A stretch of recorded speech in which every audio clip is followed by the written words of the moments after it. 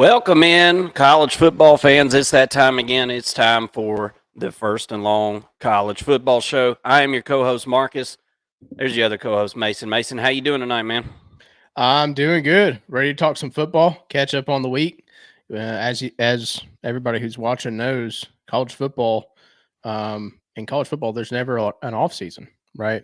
So every week we got stuff to talk about, and I'm ready to break it down with you this week because there was a lot of moves. It seems like the coaching carousel never stops either these days.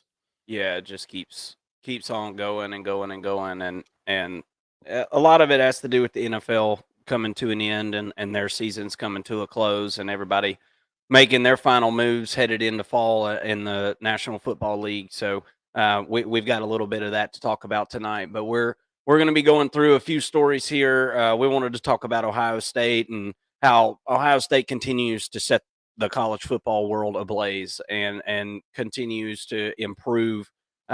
Seems like at every turn ever since that loss to Michigan there at the end of the season. So we'll talk about Ohio State a little bit more tonight. Nick Sheridan hired as offensive coordinator for Bama. Destined for success, or is this going to be a tough situation and kind of a last minute hire? We'll debate that. We've got a college football playoff update, word on the street, and 2024 schedule reviews. We're going to start going through some of these schedules and just going game by game. And we want to talk about some of the biggest games of the upcoming college football season and games that are going to change the outlook of the title race, in all honesty. So, very much looking forward to talking some college football tonight. Thank you all so much for tuning in. If you haven't done so already, give us a like. It takes 2 seconds. It helps us out a ton. And if you're not subscribed to the channel, we invite you to do so. We'd love to have you. We talk football every Wednesday at 7 o'clock or 7-ish Eastern time. So come and hang out with us, man. It's off season, but there's plenty going on in college football, as you can know. Let's jump into it here without further ado. Did Ohio State just upgrade at the offensive coordinator position? Bill O'Brien, we talked about last week. We felt like it was the writing on the wall that he would be heading to Boston College to be the head football coach there. And he did. He left. And lo and behold, Ryan Day and Ohio State go gobble up Chip Kelly in a move that I don't think anybody saw coming. I think a lot of teams, if they knew this was an option, they might have knocked on Chip Kelly's door. But this was a big time move by Ryan Day and the administration at Ohio State to go and get what I think is one of the best play callers. Once he's established on a team, I think he's one of the best play callers there is. I honestly thought that Chip Kelly should have stayed in the offensive coordinator role. I thought that's where he flourished. I really did. And I don't know that he's a head coach guy, especially in college football the way it is today. That's debatable, obviously. But what is your initial thoughts on Chip Kelly taking the offensive coordinator hire position at Ohio State? And was this an upgrade? And if not, if it's not the best coordinator hire of the year, I really don't know what is. What's your thoughts on it? Well, my initial thought is, first of all, that this is another example of how hard it is to be a head coach in college football. It's kind of a double example of being how hard it is to be a head coach in college football, and also um, call plays, right? To be the CEO and to be the offensive play caller, in particular on offense. It doesn't seem like there are that many defensive head coaches who have trouble giving up the reins. But you look at the struggles that Lincoln Riley's had throughout his career, right? Great offensive mind, don't get me wrong, great offensive play caller, but the team has holes, right? You look at Ryan Day, in this example, same thing. He's been calling plays, great offense, but the team as a whole has holes. You look at UCLA, right, with Chip Kelly, great offense, couldn't recruit, did a lot with very little, but it seemed like there was a lot of issues in recruiting. And then lastly, another example is what we just saw in the NFL, and what you saw with Shanahan and how he's the offensive play caller, great offense, but there was a hole and they didn't know the overtime rules, right? It's one of the biggest oopsies, in sports history, really, in my opinion. Um, so to me, this is an example of a coach realizing I'm probably not going to be able to do both things here, and I really want to call plays. Let me go do that at the highest level in college football, and potentially in the NFL in the future. Maybe he makes a jump back. But what's also surprising for me is that we're at a day and age where the head coach of a football team in a university will take a demotion, right? Would move downward essentially to a team that's in its own conference now. UCLA and Ohio State are now in the same conference and go be an offensive coordinator. It just goes to show you how tough it is to be a coach in college football these days, and how demanding that is. And some coaches really just aren't cut out for it.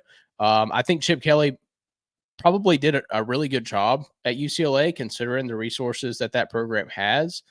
But I think he's going to do an excellent job at Ohio State with top end talent, unlike he's ever seen before. And I think it's a scary situation. I believe it's a definite upgrade from Ryan Day calling plays and trying to be the CEO of the program.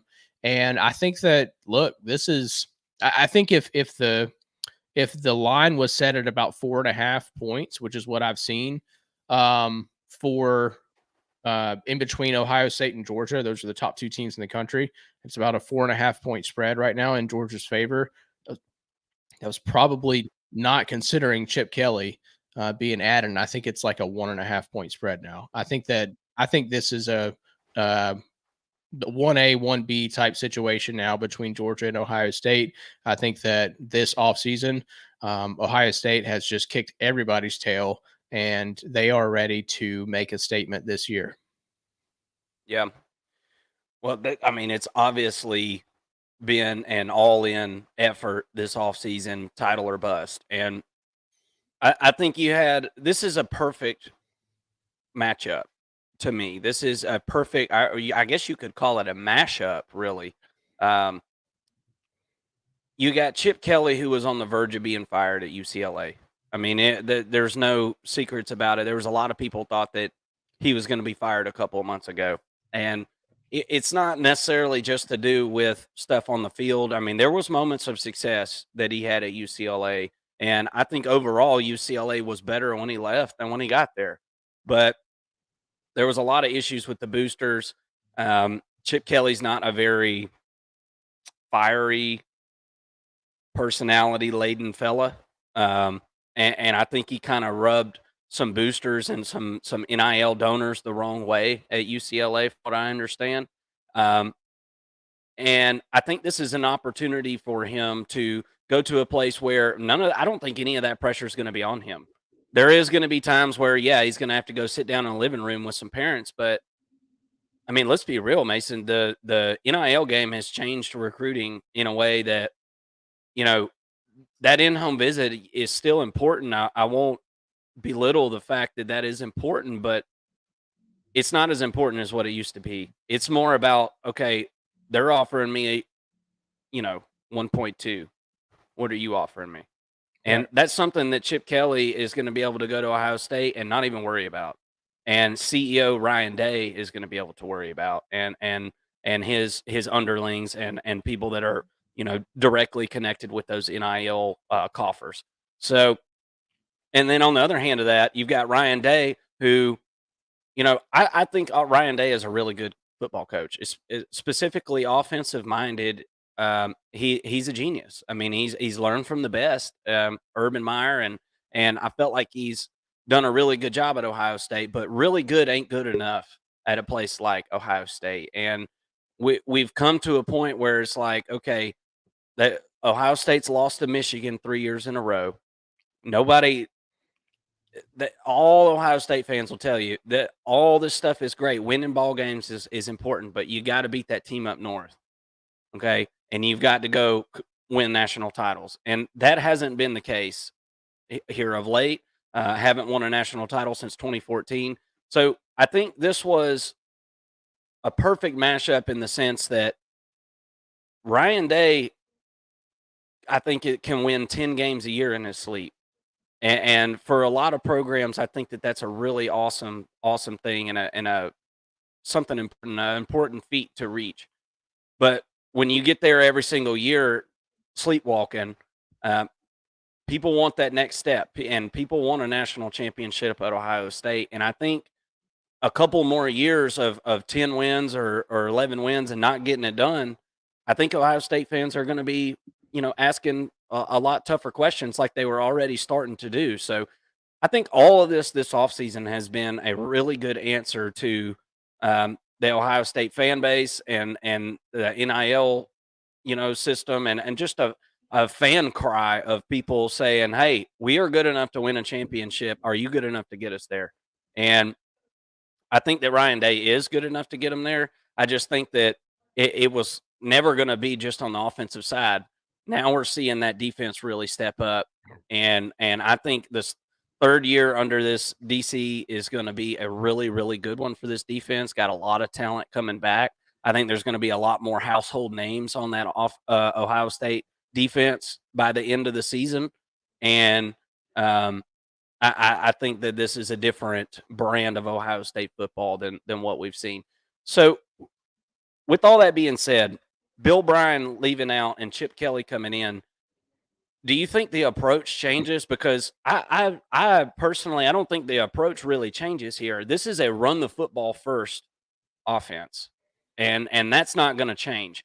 UCLA, well, it was going to be that with Bill O'Brien. We never really got to see it. I mean, but it was going to be that with Bill O'Brien.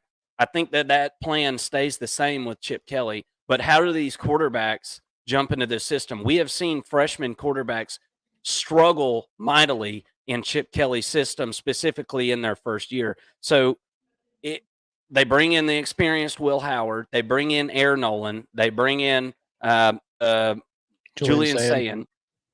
So I don't think that Julian Sayin or Air Nolan is going to be able to come in and pick this thing up. I think that the weight of this team, especially in the first half of the season, has got to be on Will Howard's shoulders. Don't you think?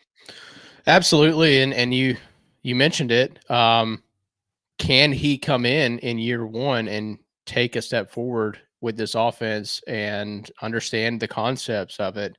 I think it's going. I think that still, to your first point, leans heavily in the favor of the run game of this offense, which is what Chip Kelly wants to do, anyways. They led or they were top 3 in the Pac-12 in rushing every single year he was there. And a lot of that, I mean, they've had some great running backs, but a lot of that's concept, and I think that, hey, he's got Quinshawn Judkins now and Travion Henderson to work with. Why would they not be a good rushing team once again? So I think that he's got the best opportunity for a strong rushing offense that he's ever had. Yeah, I definitely think so. I think that offensive line needs to continue to grow. That was a bit of a question last year, and I think we kind of saw specifically at the end of the Michigan game last year, we saw Michigan kind of being able to push that offensive line off the ball a little bit, and so I think that continues to be an area that I'm going to look at in the spring very closely. I want to see the interior of that offensive line and see how that's going to be looking. Tough to tell, obviously, here on February 14th what that's going to be looking like. But that I don't think anything changes.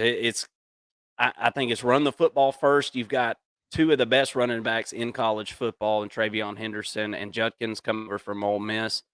You got to get behind those guys and let them tote the rock, and it's got to be a run first offense, run to open up the pass.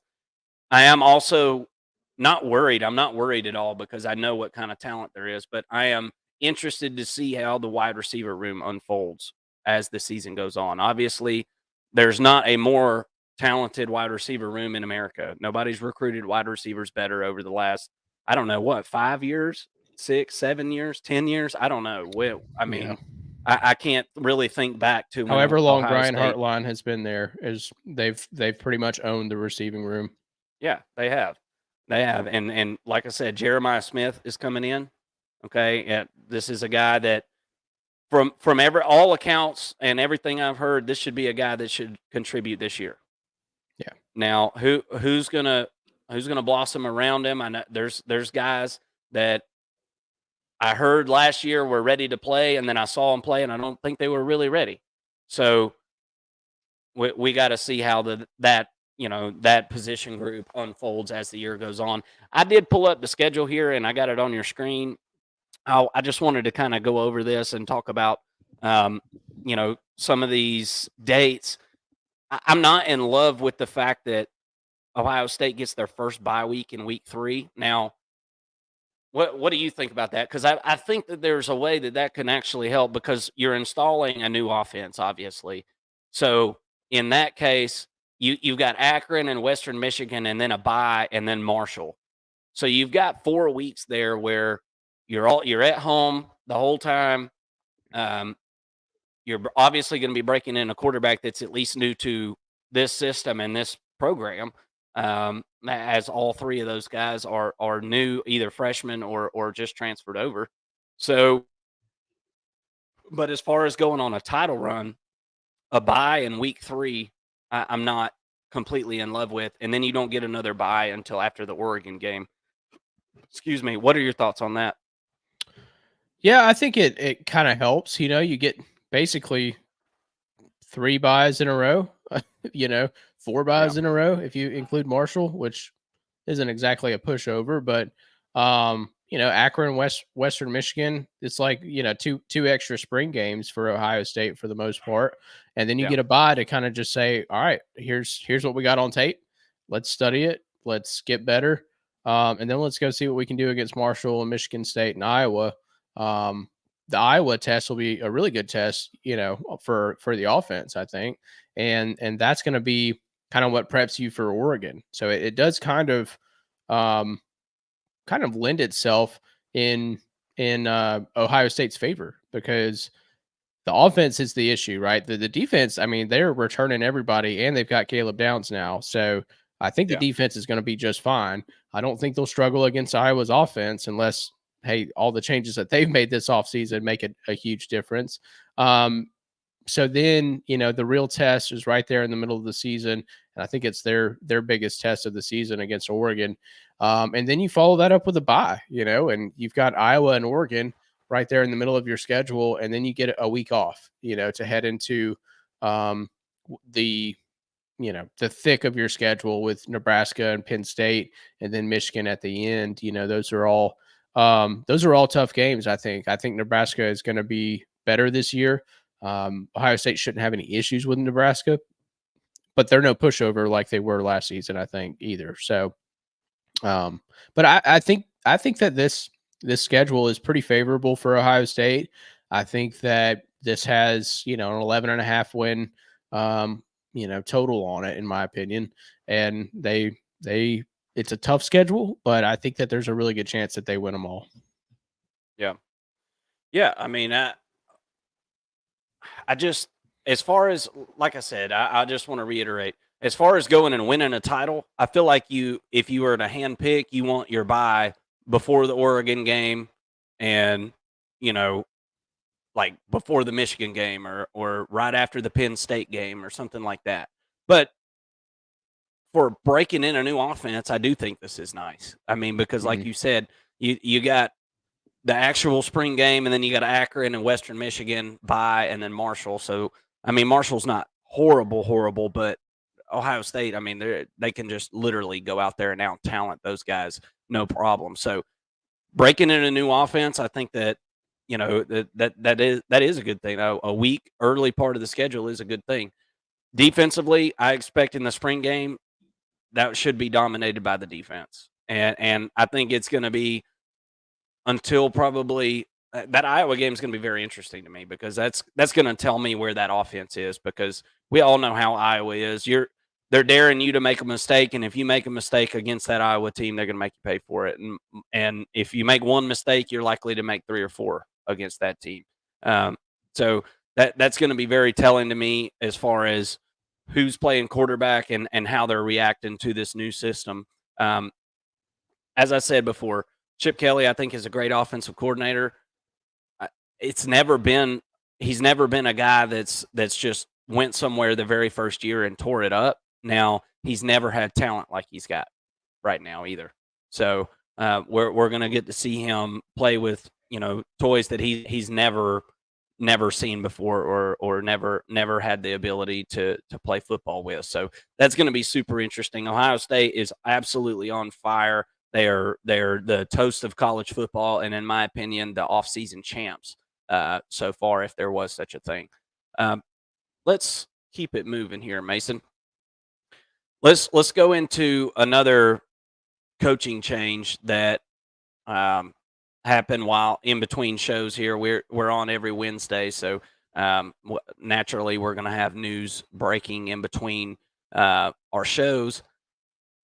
Nick Sheridan is named as the offensive coordinator because Ryan Grubb took the offensive coordinator position with the Seattle Seahawks. So Kalen DeBoer and Alabama go with the internal hire in Nick Sheridan, who was the tight ends coach and has somebody who's followed Kalen DeBoer around to multiple stops and kind of behind him in multiple stops. So what is your thoughts on the Ryan Grubb situation? I think it's really unfortunate that obviously you lose your offensive coordinator this late in the game, but I mean they have a guy that's been in that system, and obviously Kalen DeBoer feels pretty good about bringing this guy in and naming him the offensive coordinator. So, what say you on the Alabama O coordinator position and Ryan Grubb taking off to the NFL? Yeah, I mean, Ryan Grubb leaving for the NFL is not that unexpected in my mind. I think that had Washington given him more of a look, he might be the Washington head coach right now. But obviously that didn't happen. He goes to Seattle, becomes the offensive coordinator there. And I always wonder too, when this happens, I wonder if the thought was Ryan Grubb and Kalen DeBoer both go to Seattle, and maybe those conversations happened and Kalen DeBoer kind of realized he wasn't going to get that opportunity. And that's what led him to the Alabama job. The other thing that's interesting is the timing of it. This happens right after recruits are able to, leave and all. And so Alabama, if you don't know, they go out and sign Ryan Williams. They do earn his commitment, and seemingly right after that, Ryan Grubb is like, "Hey, I'm out." His offensive coordinator, who he thought he was going to be playing under, just up and dips, and now and not saying he wouldn't have chosen Alabama if Ryan Grubb never came over in the move for Kalen DeBoer, but it is interesting the timing of it all. I don't blame coaches for doing it this way. I think it benefits the program to retain as much talent as possible, obviously.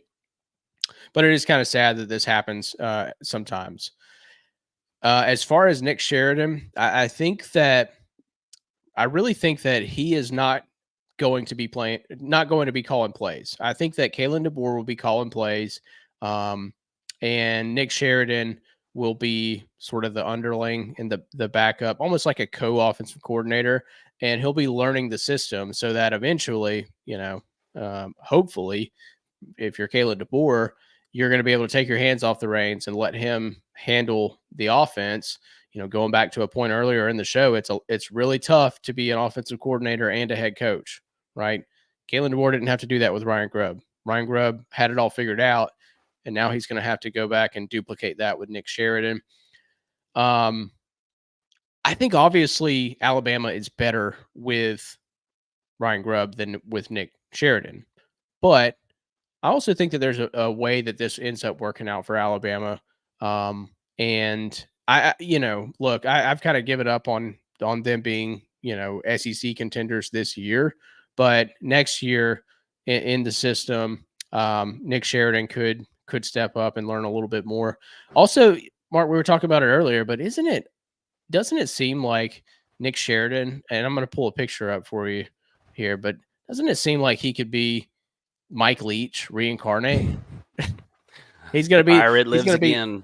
offensive coordinator. Guy looks just like freaking a young Mike Leach. Like college football, I mean, the college football gods are upon us, and they have reincarnated the pirate.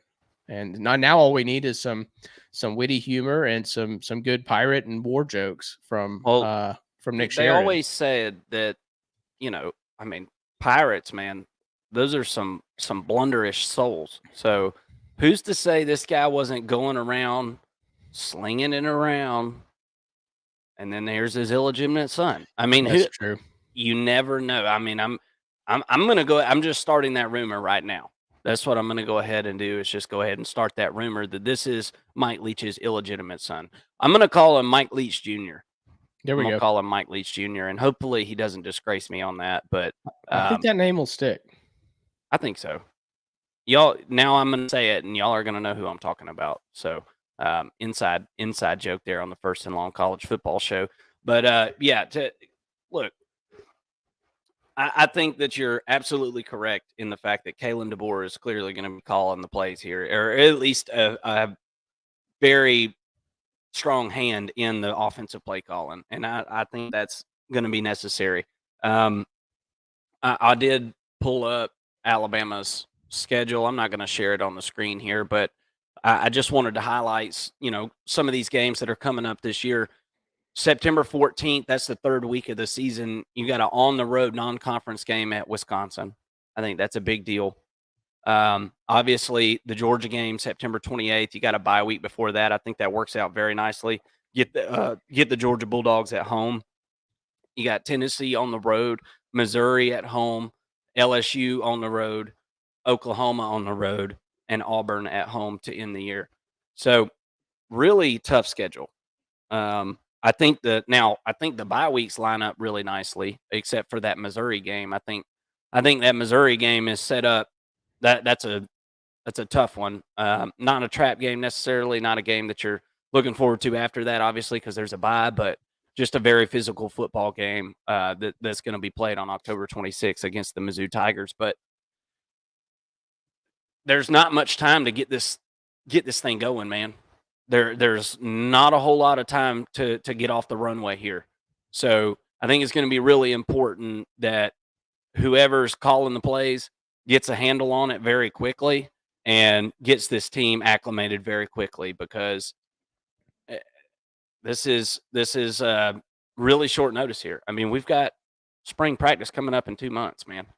And I know this is a very talented team, but I'm not in love with the outlook on Alabama right this second for this season. I know that, like I said, they're one of the most talented, if not the most talented team in America. But that they were last year too, and this offense had a lot of struggles with the best coach in college football ever. So to think that somebody's going to come in and just take the torch and run with it in general is, I think, a stretch. And with that schedule, like I said, you better get the plane off that runway quickly. Anything else on Bama before we move on here? No, I completely agree. I'm intrigued by Alabama this year, but I'm super intrigued. I'll be watching every game. yeah, but I'm super skeptical of them being competitive in the SEC, and I'm also not like I honestly, if they win 7 games, I'm not going to freak out about it, right? But with that schedule that you just told me about, it's not out of the realm of possibility that they lose 5 games. Yeah. So now if they don't go bowling, then yeah, I've got some concerns.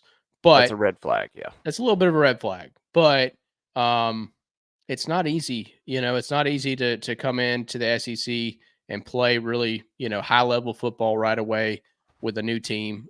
So give them a couple of years, and then we'll know if Kalen DeBoer is going to work out. I think he will in the long run, but it's going to be a tough first year. But again, I'm super intrigued. I'll be watching.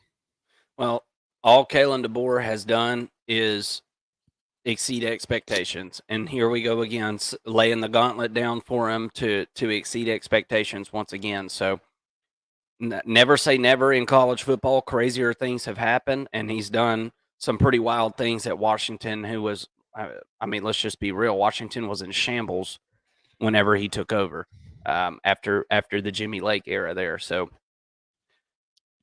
who's to say? Who's to say? I just think this was a really big hit. I think it's unfortunate. Um, you know, to lose somebody like Ryan Grubb, obviously in the 11th hour.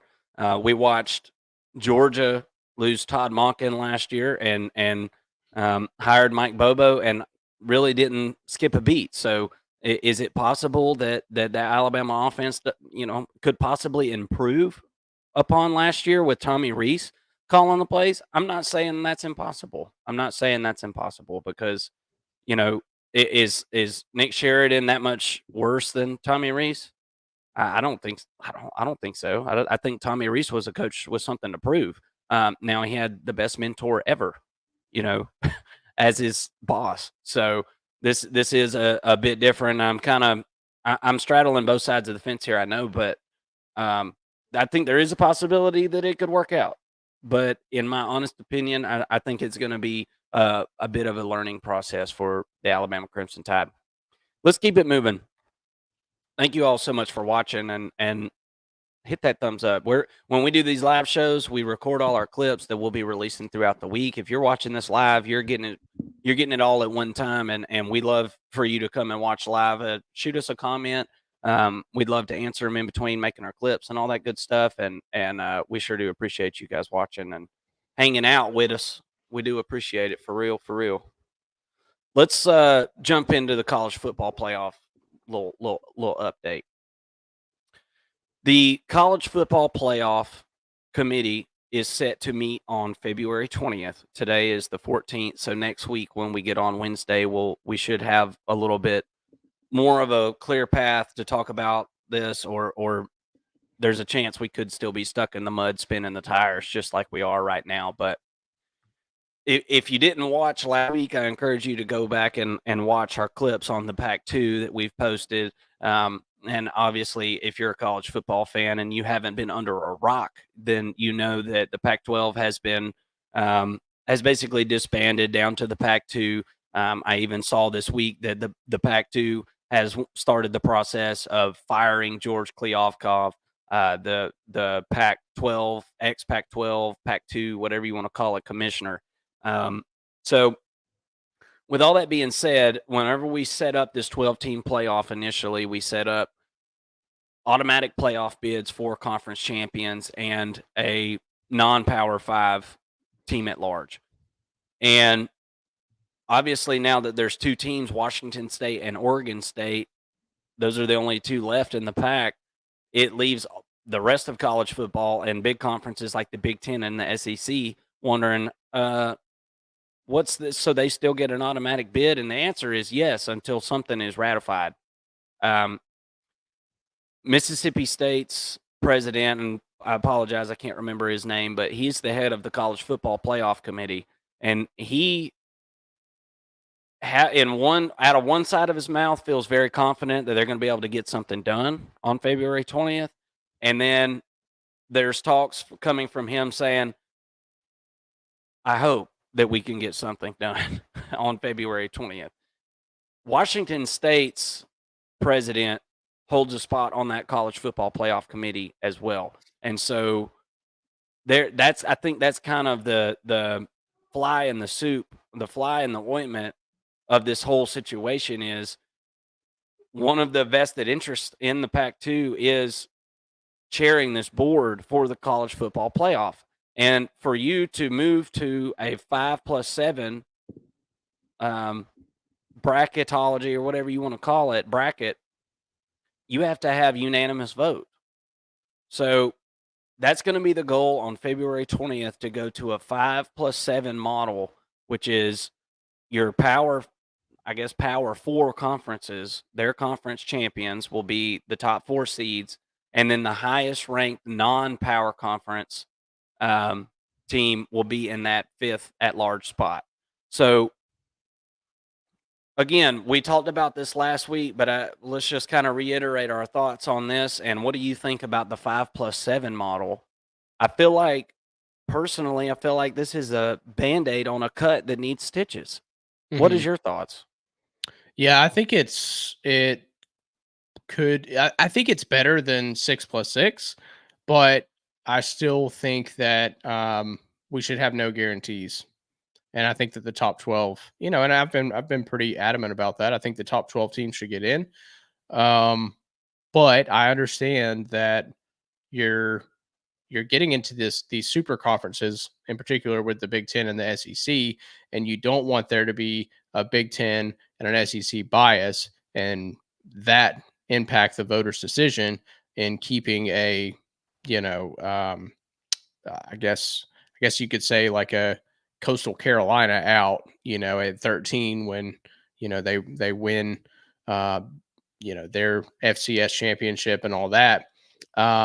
So that I don't know. It's to me, I think that the 5+7 could work. I think it could be a compromise for now, but I would still eventually like to see a 12-team format where um it's just the top 12 teams, not based on power rating. I'm not saying that, but based on a mixture of power rating plus um schedule, and how you perform in the schedule and performance.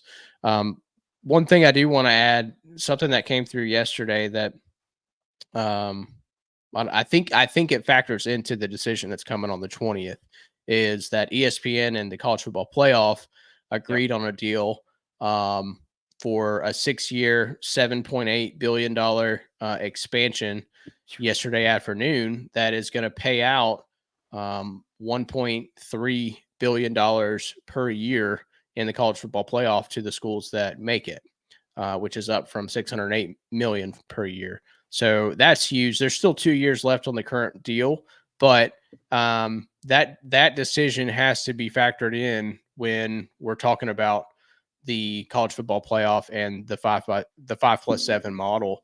Um, do you really want schools who are not in the top 12 getting a piece of that pie? Is that really what's best for college football? I'm not so sure it is. And again, my thought is, and again, I've been really adamant about this. Top 12 teams should get in. I don't think that that's where we're heading based on what's transpired. But we sure as hell can't have a 6+6 model. Don't you agree? Yeah. Yeah, I hated it when we started it because and call me a homer or whatever. I mean, let's be real. Everybody who talks college football has got a team or a conference that their team's from. I'm an SEC guy. That's what I grew up watching.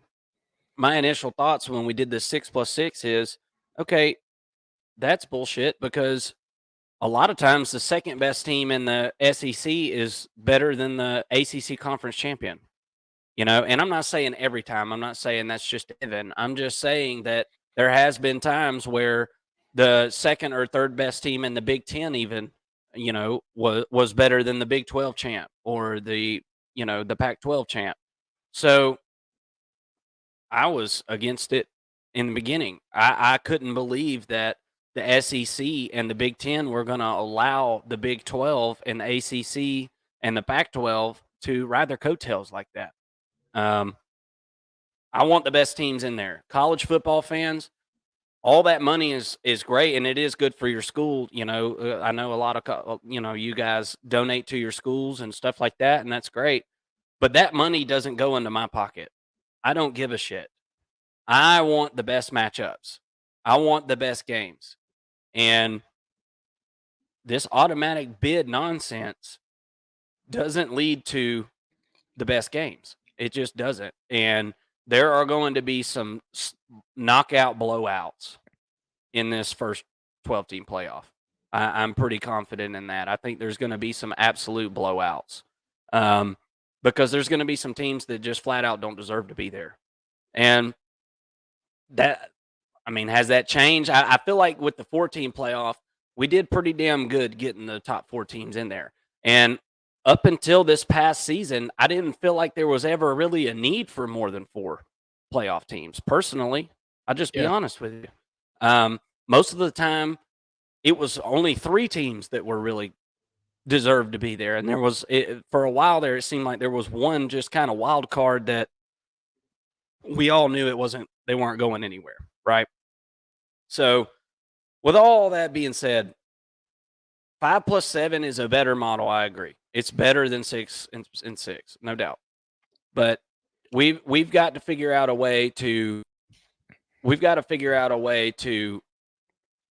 either relegate some of these teams that have no business competing with the big boys. I mean, really, let's be realistic, man. There's 30 teams that have like a little bit of a chance to win a national championship. There's like 5 that have a decent chance. Right? I mean, let's just be real. That's what college football is. It's never been fair. It's been the haves and the have-nots. I'm not worried about, you know, this Big 12 team, getting in or whatever. I'm just not worried about that. I want the best games, and I know the best teams are in the SEC and the Big 10. And I'm like I said, there might be a team here or there where you can say, "Wow, that's a really good Big 12 team," and maybe they win a playoff game. It's going to happen eventually, but we're not creating a more even playing field, I don't think, with all this NIL business, and we're not creating a more even playing field. Yeah, there has been high-profile transfers, and I think that's, I think in conferences that's helped make things a little more competitive. But overall, dude, it's the haves and the have-nots, and that's not going to change as long as each team is allowed to put in however much money they want to NIL, but there's no caps, none of that stuff. And so you've got little, Helen Keller School for the Blind and Deaf over here that cannot, will not, and never will be able to keep up with the big boys. Why are they in the same league? They need their own championships for the Helen Keller School for the Blind and Deaf, the Grandmama University, all that stuff. They need their own championships, man. They need to be out of here. We don't need to be giving at-large team, the highest ranked at-large team, a automatic bid. Why do they get an automatic bid? It makes absolutely no sense, and I can't believe that Greg Sankey and the Big Ten commissioner at the time agreed to that type of thing. I felt like that's business malpractice, in my opinion. And maybe it was ESPN who wanted it. I don't know. I'm not in those rooms negotiating, but college football, the Big Ten and the SEC have somewhat aligned to create this committee, this whatever you want to call it, this group that is going to tackle some issues that are complicating college football for these big conferences.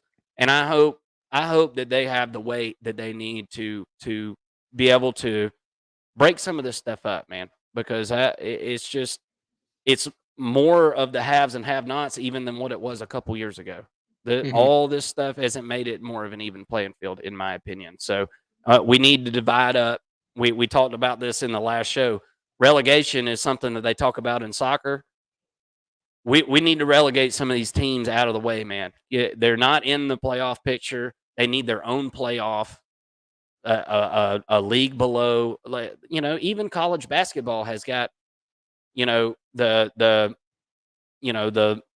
runners up tournament or whatever you want to call it. The teams that don't make the 64 March Madness teams, they have their own little tournament.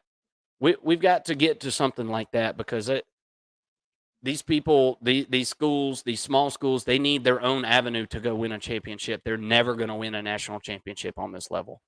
Yeah. Yeah, maybe the format should be like a 4-team round robin to start. This is like super similar to soccer and World Cup style of matchups, but you do a 4-team round robin. So each team would play 3 games. And then you kind of seed the tournament based off of those results.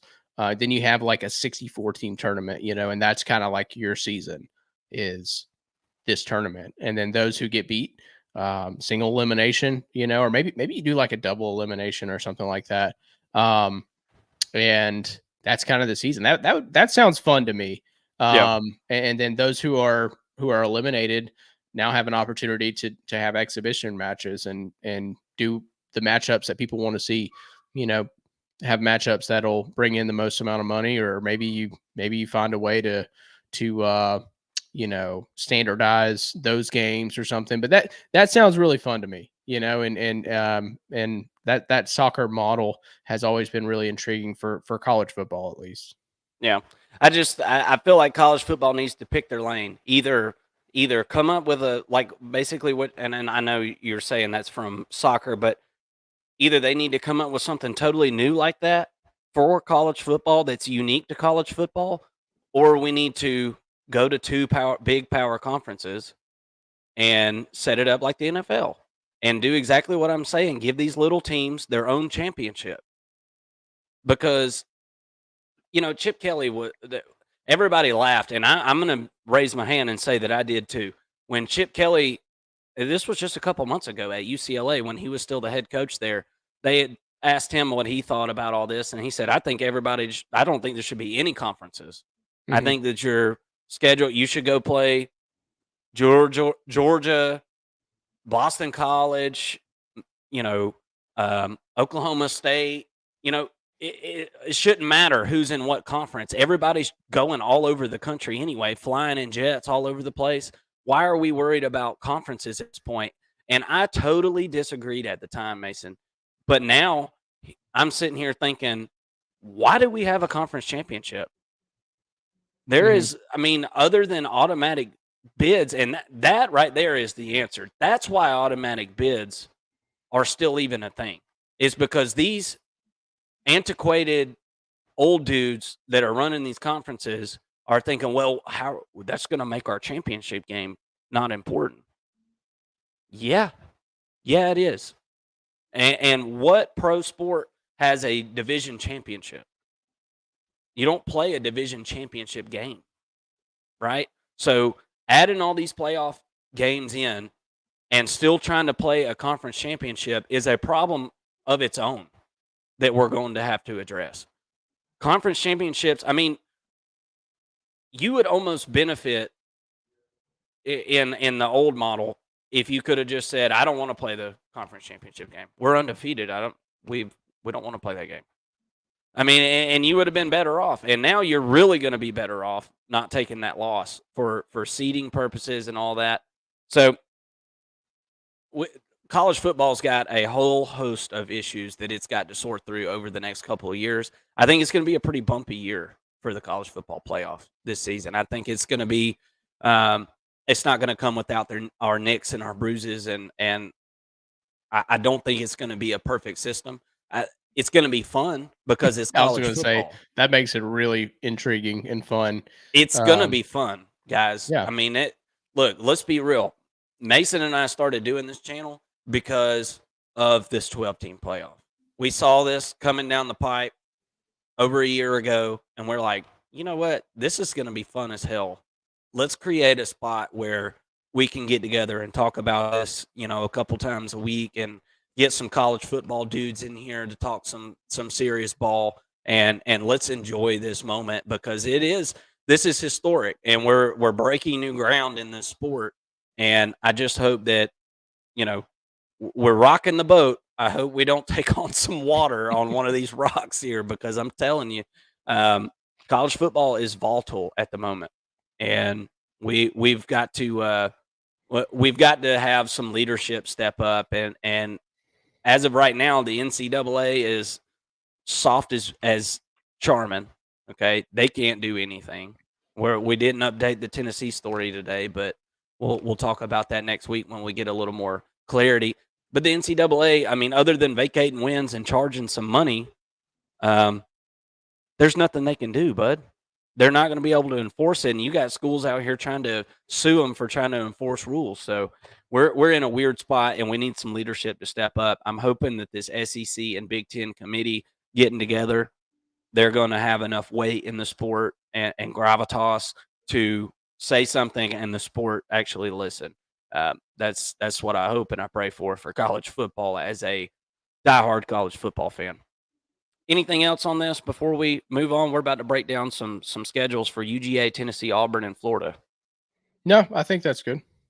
And guys, we're not going to sit here and just kill you on every single game here, but I want to look at the big games that are coming up for these big teams. I mean, for UGA, obviously, it's a title chasing season for the Georgia Bulldogs, as it has been for the last few years for the Dogs. Won 2 out of the 3 last national championships, and Georgia is poised to march into the playoff, and who knows what happens from there, right? I mean, that's all you can ask for as a college football team, is to get into that situation. Tennessee, Auburn, I feel like they're kind of in the same boat. I feel like they're looking to progress on what they had last year. I think Tennessee is probably a step ahead of Auburn at this point. Got a new quarterback coming into Tennessee. Auburn, I think, just got a lot better through recruiting and transfer portal. And then you've got Florida, who, if they could somehow win 6 games, it would be a modern miracle. So let's jump into these things. I've got some of these things. I've got a graphic made up for us, nice fancy graphic. Let's start with them Georgia Bulldogs. You obviously got the non-conference game to start off the year, and on these schedules, I put an in out to the side of the neutral site games so that we would understand that that's not a home game, even though it says versus. But August 31st, you're going to have a kickoff game, neutral site, and is that in Atlanta or Charlotte? I think it's in Atlanta, right? I think it's a Chick-fil-A kickoff, if I'm not mistaken. Yeah, I'm pretty sure it's in. Yeah. Pretty sure it's in Atlanta. Obviously, going to be a huge game. We saw this game. What was it in 21? And little did Georgia fans know that that would be the national championship season to break the seal. I am not completely sure what to expect with Clemson. Clemson has been a team that, again, has went to the transfer portal, like basically not went to the portal at all for any of their holes. So they lost a few players through the portal. I'm very interested to see how the quarterback progresses this year in that offense. Got some coaching changes there. What do you think about that Clemson game? That's going to be a tone setter for whoever can come out and win that game early in the year, don't you think? I think so. And I think that both coaches love having this matchup at the beginning of the year to work all offseason for and get prepared for. Probably Clemson more so than Georgia. Clemson's looking and saying, like, man, we could play upset, here and win the first game of the year and be in the top 10, against the number one preseason ranked team. And by most accounts, I would say that Georgia will probably be the number one ranked team. So I think that one's really interesting. Then you got Kentucky, before the bye. I think that one will be a pretty fun game. Get to see Brock Vandagriff, the former Georgia quarterback, and a new look Kentucky Wildcat team. They've made some additions in the transfer portal, and I'm excited to see what they do with them. Then, of course, you got a bye in Alabama, right? You run into the meat of the schedule right there in the middle, and it's bookended by Alabama and Texas. Auburn is not going to be any slouch. We're going to go over their schedule here in a minute, but I think that Auburn's going to be pretty tough this year as well. But yeah, to me, I mean, I look at the Alabama game. I'm obviously interested in that. I'd love to go to that game. Love to go to Austin to see, the Longhorns stadium and all. And after that, you've got Ole Miss, who might be a top 5 team still at the end of the year. And I mean, it's a tough schedule. We've said it before, but I think if Georgia goes 12-0, this would be like the greatest 12-0 regular season that college football's ever seen. Hands down, no doubt about it. I don't think Georgia's going 12-0, by the way. Right. I don't see that happening. Now, I said that last year. I'm gonna be honest with you. I said that last year, and Georgia ended up going 12-0, and I don't think there's a game on here that Georgia's not going to be favored. Right. So, it's hard to pick out which one. I think that the game at Texas is going to be tough, very tough. And you get the bye week after that, and then you've got Florida. Not worried about Florida, really. I think that defense is going to be pretty rough this year for Florida. We have no idea what the offense is going to be either. I think it's going to be a real tough year for them. We'll go over their schedule here shortly. But I I hate it for Georgia fans in the sense that there's 2 neutral site games on this schedule out of 12 games. I hate that for Georgia fans, and I say stuff all the time, and I try to have it from a college football fan's point of view because that's what I am after all. I know as a Georgia fan, I'm wanting home games, man, and it's not a great home slate really by any means. I mean, you're going to Alabama, to Kentucky, to Texas, to Ole Miss. So you got Tennessee at home. That's going to be a big one. Georgia Tech at home, depending on what Georgia's record is at the end of the season. That they'll sell out for that. But you get Auburn at home, who Georgia has absolutely throttled Auburn at home over the last 20 years. I mean, I think Auburn's beat Georgia at home 3 times over the last 20 years or 25 years or something like that. It's not many. Now, that being said, Auburn is going to be much improved, and we're going to go over their schedule here in a minute as well. I think that that's a much improved football team, so don't get me wrong there. But all that being said, I don't think Georgia's going 12-0 this year. I'd be very surprised. And look, I wear the G on my chest here. I'm a big fan. I hope Georgia goes 11-0. Okay, that's what I'm hoping for. And I'm a fanatic just like y'all. So I have ridiculous goals for my team. But yeah, the way the buys are set up, I am pretty happy with that. They're nice and spaced out. You get that first chunk of the season. You got a big game against Clemson. You go on the road to Kentucky. I think I think this sets up well for Georgia. We talked about earlier in the show. We were talking about Alabama's schedule and how you start off slow, and that's good for an offense that's trying to figure things out. I don't think this is going to be an offense that's trying to figure things out. I think that this offense for this Georgia team is going to lead the team to start, right? I think that they're going to be the catalyst that propels this team at least in the first half of the season, and then I think you're going to see that defense really start to lock down as the season goes on. But I love the fact that Georgia has a couple of big games in the first 3 weeks. I think that's going to get everybody's attention in fall camp. And then you've got a bye before you go on the road to Alabama. And you roll off a few very important games. It's that stretch between September 28th and October 19th that's so important. At Alabama, at home versus Auburn, at home versus Mississippi State, and then at Texas. If Georgia can go 4-0 in that span right there, then they do stand a damn good chance to go 12-0. That's a big part of the schedule because then you're off of that bye week. And obviously, this is barring major injuries. We can't predict that type of stuff and never would try to. But after you get through those 4 games and you've got that bye week, October 26th, Florida, Ole Miss, Tennessee, UMass, Georgia Tech, I feel pretty good about the Dogs being able to take care of business there. And then even if you do drop one game, I don't think it's the end of the world. So I think with it being a very tough schedule, which it is one of the hardest schedules we've seen Georgia have over the last decade or so, I think that there's still the way it's set up. I think it sets up pretty well for Georgia and this ultra talented team that the Georgia Bulldogs are going to be putting on the field in 2024. Let's go to our old East rival in the Tennessee Vols.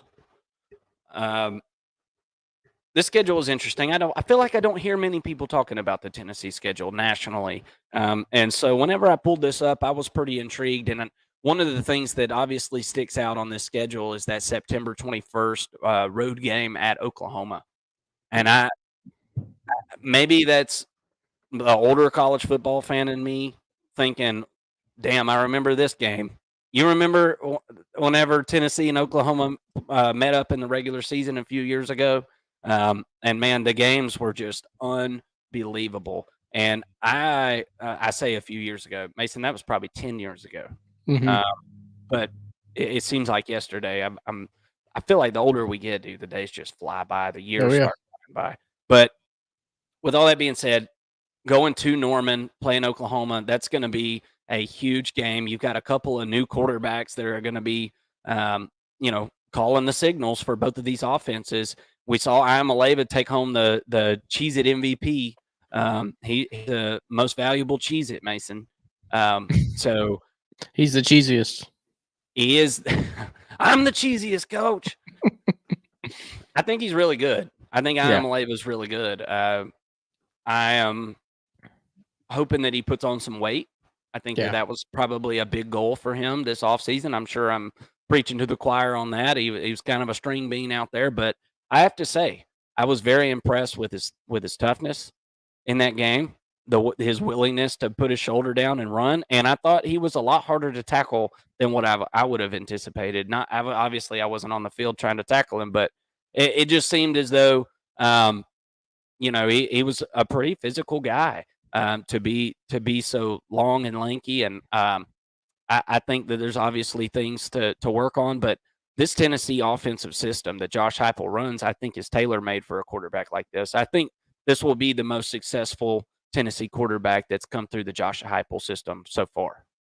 And that's scary. You look at what they did in 2022 and what kind of program that they were. Um, and now, I'm looking at this schedule that's in front of me and I'm wondering where are the for sure losses, Yeah, because realistically, like they could win all of these games, right? Like there's not one individually that I look at and go, yeah, they definitely will not win this game. If there were one, it would be Georgia. But there's an opportunity for them if a lot of things go their way, multiple turnovers, um, a lot of penalties and things like that. Similar to the game against Alabama a couple years ago that they won. If something like that were to happen, they could sneak up and get Georgia. I think with Nico Iamaleava. I think I said that right, but um, nice. this is really looking like another 10-win season, I think, for Josh Heupel and Tennessee. And what was really impressive is that they did it last year with pretty bad quarterback play. Um, what are they going to do now with Nico having his second year in the program, another offseason to prepare? I think this is a team to watch, and they got a little bit out of hand in the secondary. So I'm anxious to break this team down. I'm sure we'll be breaking this down in the offseason and doing our preview of the 2024 season.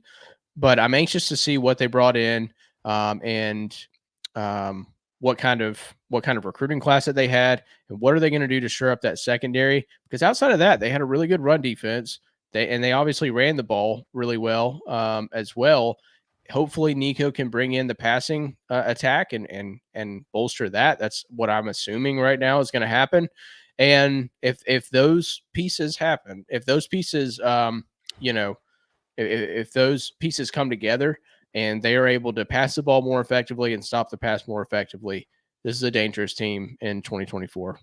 Yeah, and last year, every time we talked about Tennessee, I already knew in my head they got Joe Milton at quarterback. There's the ceiling, and I mean, we watched Joe Milton for years in college football. We already knew what this guy was, and he was just a stopgap to get to this generational quarterback, I feel like.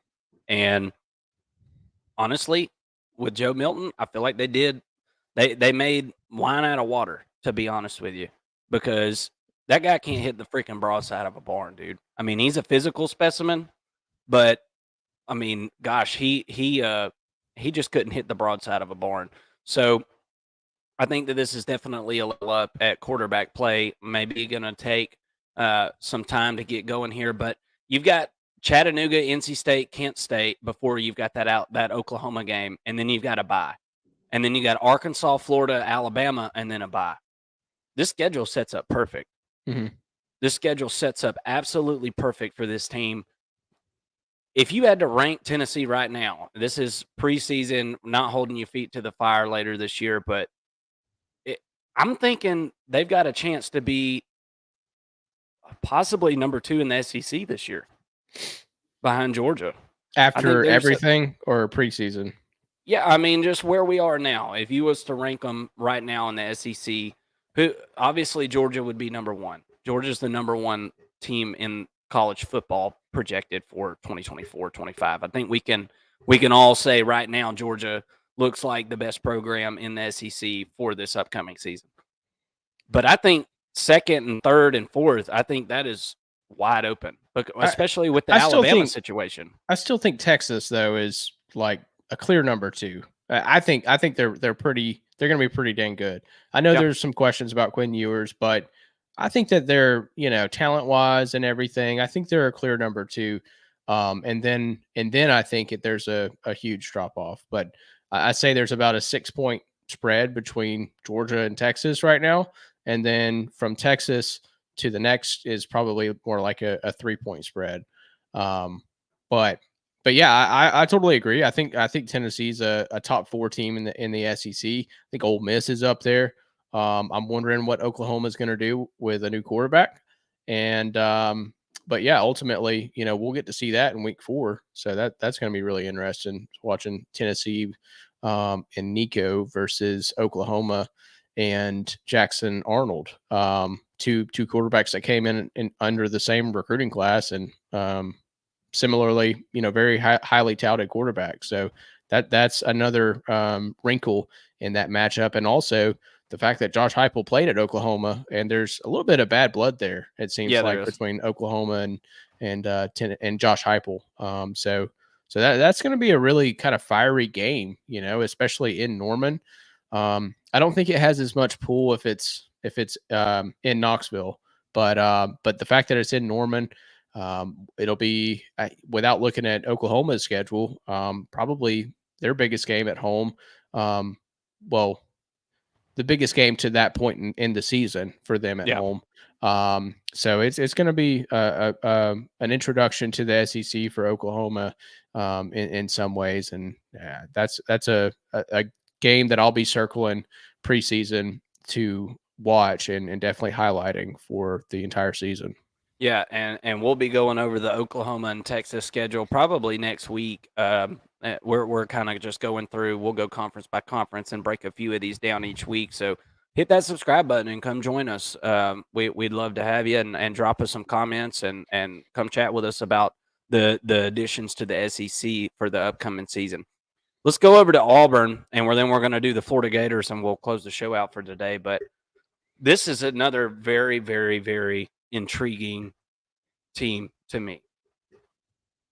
The win total I saw at one of the, I don't know what betting service it was, but they have the win total set at 7.5 for Auburn. I think your boy is about to go put a little money on that. I feel good about this Auburn team, Mason, and I wish they would have went out and got a transfer quarterback, but you called it early on in this transfer portal class that Hugh Freeze said, that's not like a priority for us. We feel pretty good with what we got, and we'll deal with what we got. Can Thorne level up this year? I feel like we saw him utilize his legs a whole lot better, really, ever since that Georgia game last year. Georgia gave up more rushing yards to Auburn, I believe, than it did anybody else the whole season last year, and it was due to read option quarterback stuff that Georgia had a hard time getting a handle on.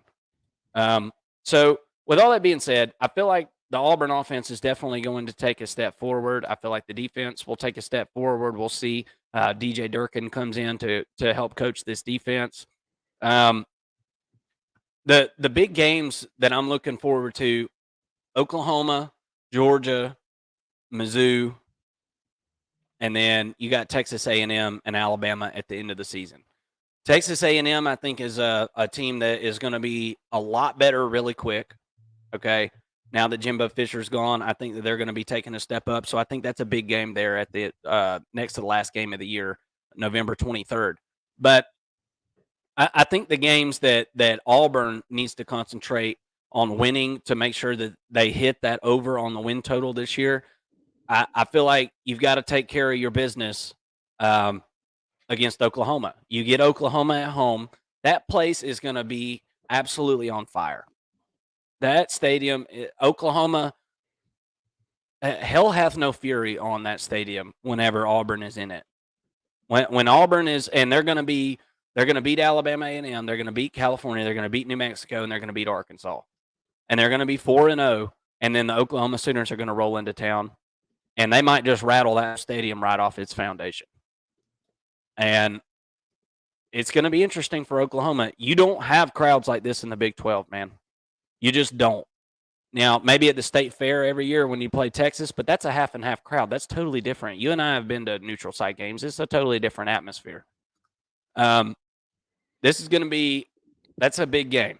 I think if Auburn can beat Oklahoma and beat Mizzou, I think they'll hit that 7.5 win total without an issue. What's your thoughts on this Auburn schedule and the Auburn Tigers heading into 24? Yeah, I mean, we've been really high on Auburn, and I think for good reasons. I look at this schedule, and like you said, I think it's pretty favorable. I think that you've got a few easy games early on, and then you got Arkansas. And Arkansas, I think most people would say that Arkansas is pretty comparable to Auburn right now. Those who maybe don't know as much about Auburn and where they're at as a program right now. But I think that this will be a good opportunity for the rest of college football to kind of catch up on Auburn, right?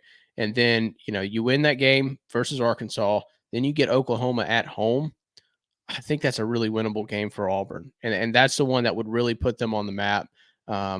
And wake up the rest of college football for the most part. At Georgia, I think you're going to lose. And then you've got at Mizzou. That's another tough one, but it's winnable. Kentucky is winnable. Vandy, you should win that. Louisiana Monroe, you should win. A&M is going to be a very interesting game, but I think that Auburn has the edge here. They don't have as much talent, but I think that being in Hugh Freeze's second year, whereas it's only going to be Mike Elko's first season at Texas A&M, I'm going to give the edge slightly to Auburn. And then you got at Alabama, and anything could happen in that game. So I'm with you. I think that 7 wins is very doable for this program. Yeah, and that Texas A&M game, that's next to the last game of the year, and the last home game of the year. So it's going to be, everybody's going to dig out of their pockets every little bit of loose change they can get to that football game. It's going to be quite an atmosphere. I think that 8 wins is a given for this team. I don't see them losing more than 4 games. I don't see it, but crazier things have happened, and we know what Auburn's trajectory has been over the last 10 years. It's damn near, if not a national championship, and then the next year they don't make a bowl game. It's Yeah. unbelievable. I've never seen a more fluid situation, which I think you're going to start seeing more and more with the transfer portal and all that type of thing. But this is all pre-transfer portal. The ups and downs have just been absolutely unbelievable. If they can beat Oklahoma and they can beat Mizzou or Texas A&M, one of the two, or somehow you could beat both of them, that obviously would be even better. But one of those two and beat Oklahoma and take care of business elsewhere where you should take care of business, where you're favored by more than likely a touchdown or more in each of those games, then I think that hitting the over on the wins is an easy task. Let's finish up with them Florida Gators. Go Gators, get up and go. This is brutal. The SEC shafted the Florida Gators on this schedule, man. It is as tough as they come, one of the toughest schedules in the country, no doubt about it. You start off with a non-conference game with Miami, okay? And then you've got Texas A&M week 3. Then you go on the road, Mississippi State. I think that's not going to be a problem. Mississippi State's not going to be very good again. But then after your bye week, you've got UCF coming into town. And we talked about it on last week's show, but I'll say it again. The line with the linebacker core that has went out the door for the Florida Gators, playing UCF is not going to be fun. It's going to be confusing. There's going to be a lot of missed tackles. It's going to, man, UCF and Gus Malzahn, you better have your linebackers and your run defense settled before they get to town. That's all I got to say. And not to mention, they're your in-state. They want to be your rival. They're not your rival, but they want to be really bad. And how do you make a team be your rival that doesn't feel like they are? You go and beat them. And UCF's got a really good chance to do that. At Tennessee, probably not going to win that game. You're going to have Tennessee's full attention. Florida ran it down Tennessee's throat last year. That was the one game that Tennessee played last year where that run defense just looked like shat. I mean, it looked bad. Florida ran all over them with Trevor Etienne. So I think you're going to have Tennessee's attention. It's at Tennessee. Big game. Obviously, it's a big rivalry. I think Tennessee's going to have the upper hand there. Got Georgia in a neutral site as usual. Got to go to Texas. Got LSU at home. Ole Miss at home. And then, oh, yeah, at the end of the year, you got to go to Florida State. Holy cow, dude. This team hasn't finished over 500 the last 3 seasons, and they're not going to again. They're not finishing with 6 or more wins. There's no way. There's just absolutely no way. So what are your thoughts on the Gators and this schedule that is an absolute gauntlet? It is, and it's backloaded. This is so tough because you look at the schedule and there are some winnable games, in particular those first 4. And I said it in a previous show, but you really need Florida to come out and go 4-0 to make this a successful season. That's to me, that's the only way that Napier keeps himself off the hot seat, is if he comes out just guns blazing 4-0, and they do have an opportunity to do that. But it's going to be very tough with Miami and Texas A&M. The other 2 they should definitely win. But you at least got to come out of that 3-1, right? And then UCF is a coin flip to me at this point. It could go either way. I want to lean UCF, honestly, but I think that, being a home game for UCF, it's going to be a tough environment. I think that Florida could end up pulling that one out. The Swamp's not an easy place for anyone to play in. Yeah. And then Tennessee's a loss. Kentucky, another toss-up, but it's a home game. Let's give Florida the benefit of the doubt. So now you're 5 wins in, and then you got to go for 5. You got to go play 5 games that you're going to be an underdog in.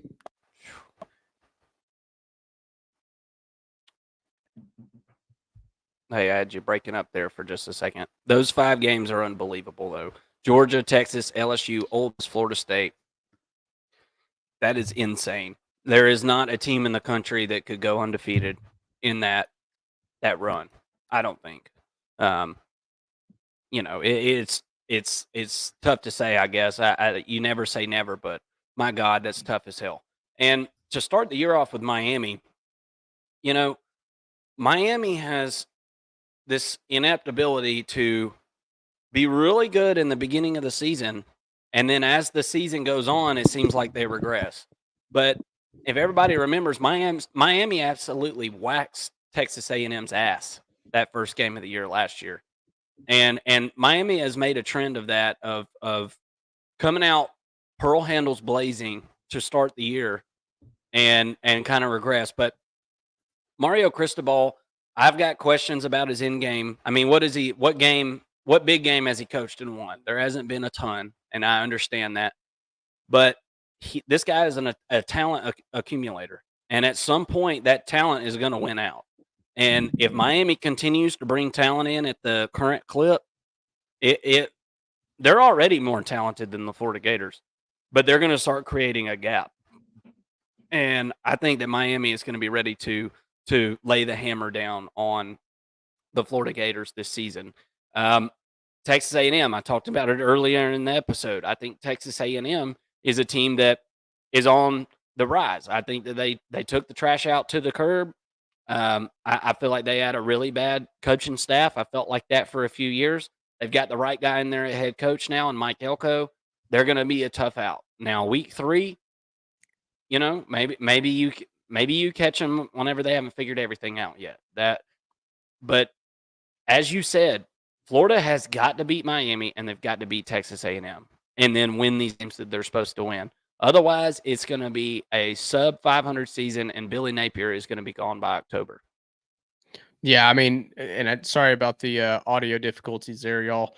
But if like I said, if they don't win those first 4 games, it's going to be really tough to get to 6 wins, and it could be another season. This will be, I think, the 3rd season in a row that they don't go bowling if they're not able to get to 6 wins. So that's just not cutting it at the University of Florida. I know he inherited a bit of a recruiting mess, but it's never been this bad at Florida, not in recent years at least. And Billy Napier's just kind of driven this thing into the ground at this point. It's going to be tough to get this plane up and keep it from crashing. And in a weird way, like I'm going to be watching this year and seeing what Florida does. But I not in like a positive way, or it could be positive, but it's like a car crash on the interstate. Like you have to look at it. You just got to watch. You just got to watch it. I'll just be rubbernecking. It's like, oh God, was that guy's wiener just burned off? God, yeah. Like, did you get a picture? Like, yeah. It's going to be bad, dude. It's going to be a car wreck. And, it's just a matter of time for Billy Napier, but hey, maybe he's the comeback kid, Mason. Who knows? College football is it's a weird world that we report on and live in, and you just never stinking know. But they're going to be relying on DJ Lagway to come in and play quarterback and be good immediately. And we all know what freshman quarterbacks in the SEC do, much less when they have the hardest schedule maybe ever. Mm-hmm. I can't think of anybody who's ever had a schedule that hard. So it's going to be tough for any quarterback to go into that situation and be successful, much less a freshman who's got all the pressure in the world on him. With that being said, do you got anything to close out on them, the Gators? No, I think that's it. They're probably going to lose a bunch of games. That's my prediction. So, watch. Yeah, I hate that. Tread carefully, Gators. I hate that for them. Well, guys, thank you all so much for tuning in to the First and Long College Football Show. It is our pleasure to talk college football with you every single week. We've got content being uploaded throughout the week. We'd appreciate you guys going and hit that like button on everything. Help us out. This is the off season. We don't get a whole lot of attention from the YouTube algorithm. So you guys going and liking a video, it just helps our cause out so much. And we appreciate you guys watching. And we do this for fun. We do this because we want to talk college football. We'd be on the phone talking college football for an hour, anyway. So having you guys here is a pleasure, and we enjoy it. Help us out by hitting that thumbs up button and subscribing, and that way other people can join in on the fun and join our college football world.